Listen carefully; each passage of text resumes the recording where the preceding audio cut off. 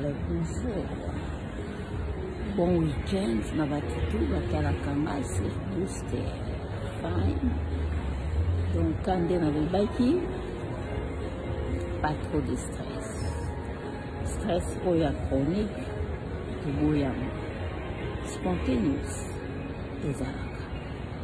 Il y a spontané, mais chaque jour, kokanisa, non, non, non, non, non, non, non, non, non. Non, non, non. Sois là, sois là. Jésus-Christ n'a jamais dit au revoir. S'il y a quelque chose qui te trouble, juste confie-toi à l'Éternel et tu ne seras pas confus. Il faisait bien ma casse. Nzambende makam. Iyo mtabatelaka apesaka kimia, apesaka esengo, soko limoza na esengo, kangama na Nzambe.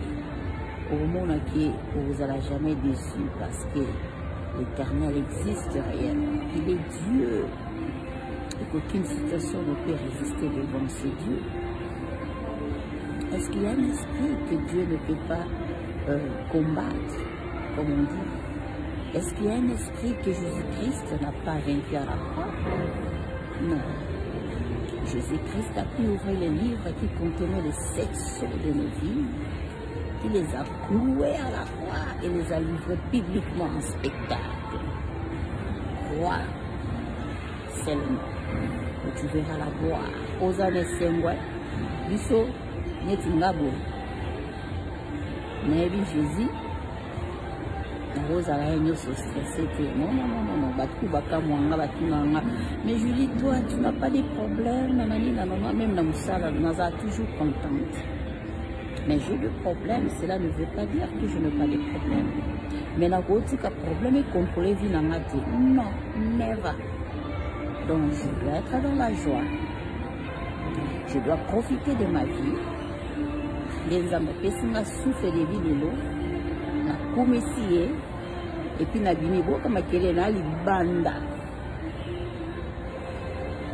Donc na libanda, je ne peux pas rester à la maison na lelo. Non. Nabini, nazo enjoy l'été. C'est ça ce que tu dois faire. Faut pas vendre ndako banda kolela pour na biloko mukili autre musika. Parce qu'un jour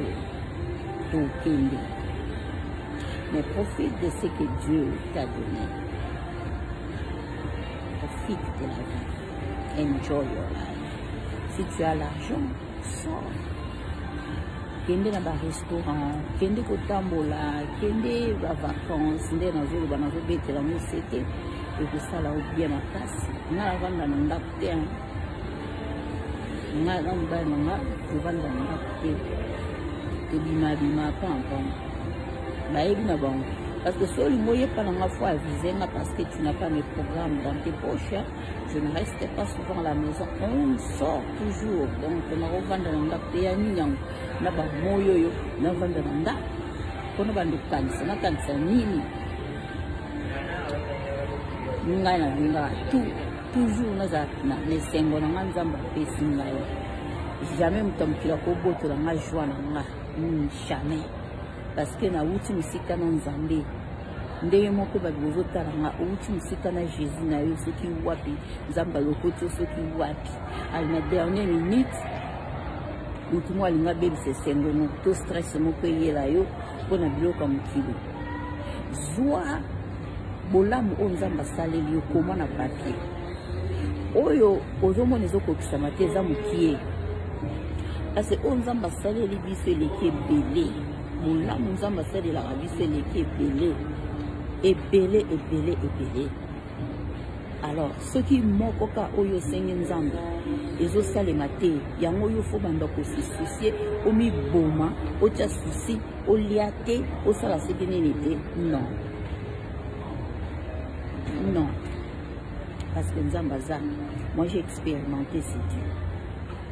C'est parce que l'Éternel ne m'a pas encore permis de témoigner. Voilà pourquoi je ne témoigne pas. Mais le jour où l'Éternel va me permettre de témoigner sa grandeur, parce que soit le vas-y, et témoigner. Vous allez entendre ce que Dieu a fait dans ma vie.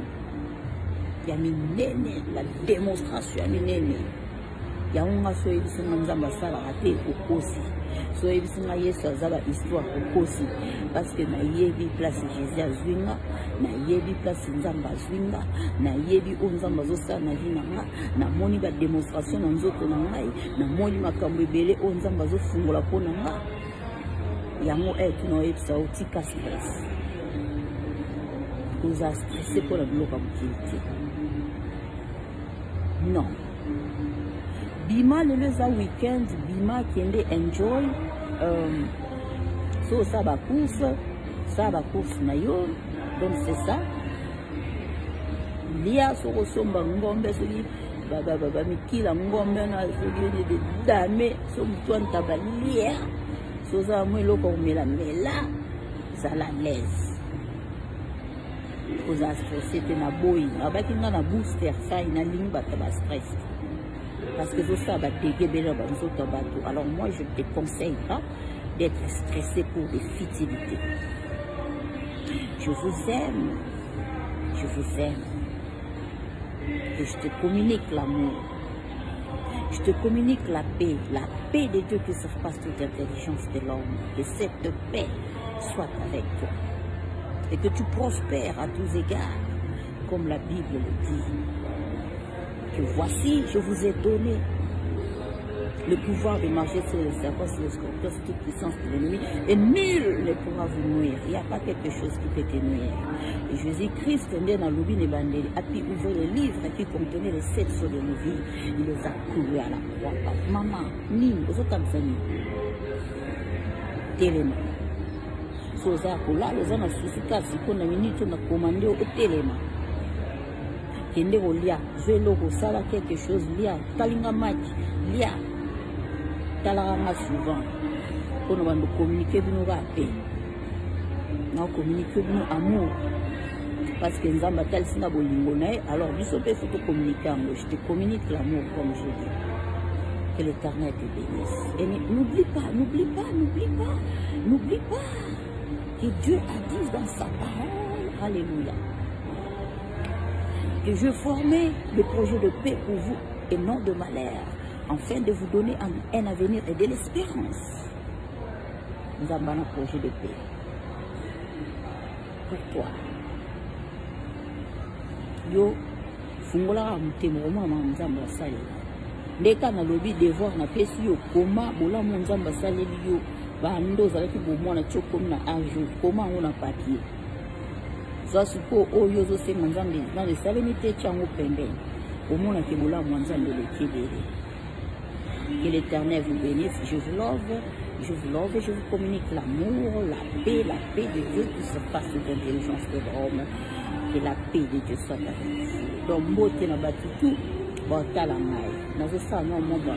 Moi, comme ça, tu écoutes juste après. Parce que mes collègues ont demandé à trop pour nous vidéo. Soyez bénis au nom de Jésus. Merci.